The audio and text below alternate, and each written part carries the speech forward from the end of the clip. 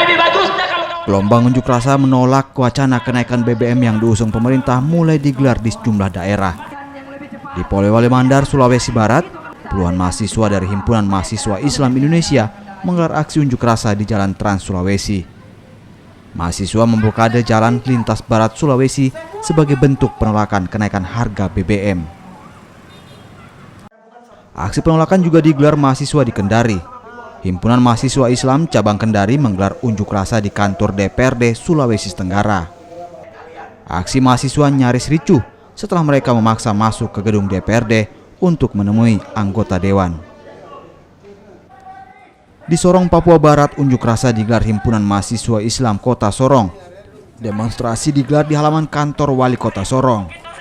Demonstran meminta pemerintah tidak menaikkan harga BBM karena bisa berdampak pada kehidupan masyarakat tidak mampu.